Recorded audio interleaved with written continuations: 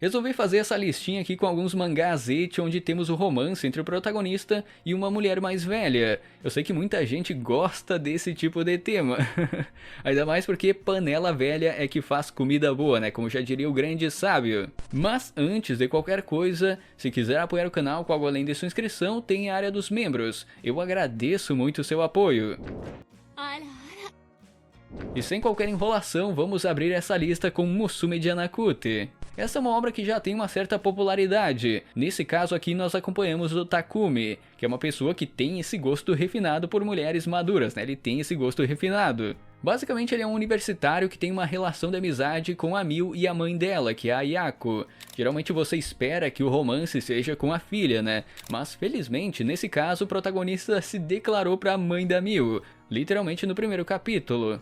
A Ayako é uma mãe solteira que sempre visou cuidar de sua filha e do seu trabalho, então ela nunca teve tempo para pensar nela mesmo, em ter uma relação amorosa com alguém. No início ela até shippava o Takumi com a Miu, a Ayako acreditava que estava rolando algo entre os dois. Mas na verdade mesmo, o protagonista sempre visou a Madura. E ele teve atitude para falar que gostava dela desde que era uma criança, ele já sentia isso já desde novo. É um romance um pouquinho enrolado pelo fato de ter essa barreira na questão da idade deles, como seriam vistos pelas outras pessoas e que a Ayako já se considerava velha demais para o protagonista, mesmo gostando dele também. Mas por outro lado, se é um pouco enrolado no romance, tem algumas cenas de fanservice com a Ayako, sempre destacando, né, sua bela comissão de frente, suas duas montanhas. Mas é isso, o seguinte é Ano Onikiyoshi. Esse é um mangá bem curtinho com apenas 23 capítulos, que já foi finalizado com o final fechado no romance. Neste caso, o protagonista, que é o Kazuki, acaba ganhando uma irmã mais velha graças ao novo casamento do pai dele. Nisso ele ficava imaginando como seria essa heroína, já que falaram para o Kazuki que ela era uma mulher de 24 anos e gostava de coisas fofas, deixando o protagonista ansioso para conhecer essa heroína. E para surpresa do protagonista, essa mulher na verdade é a professora dele no colégio, a Shina. Ela era conhecida, né, por ser bastante dura com os alunos, e apesar da beleza parecia ser uma mulher problemática.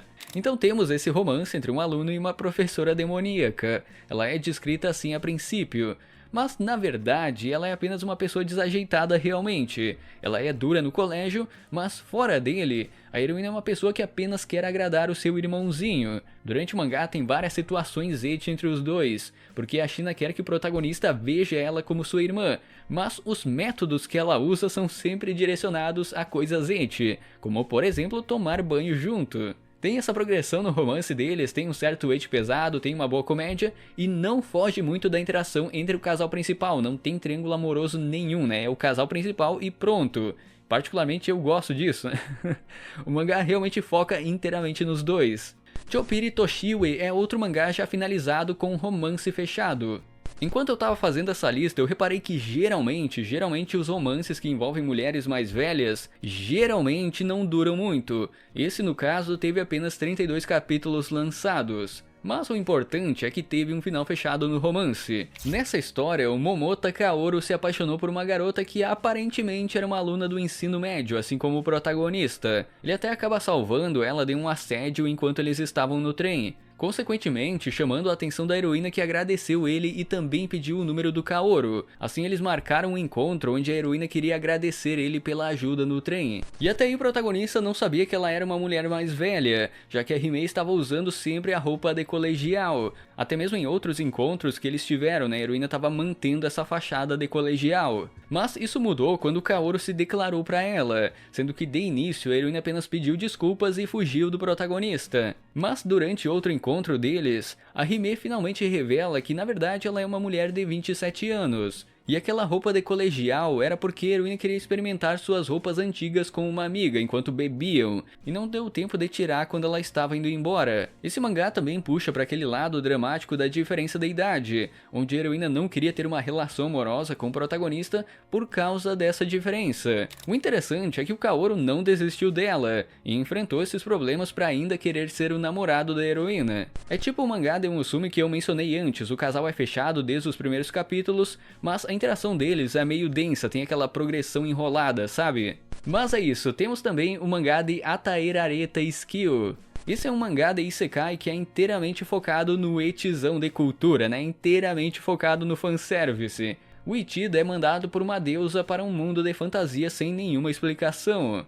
E por ser alguém sem grandes habilidades de combate, o protagonista decidiu apostar suas fichas na produção de poções, conseguindo seu sustento e visando ter uma vida tranquila. Além disso, a primeira coisa que o Ishida fez quando ganhou as primeiras moedas, quando caiu o primeiro salário, foi ir em um bordel provar as mulheres desse novo mundo. Algo completamente entendível, né?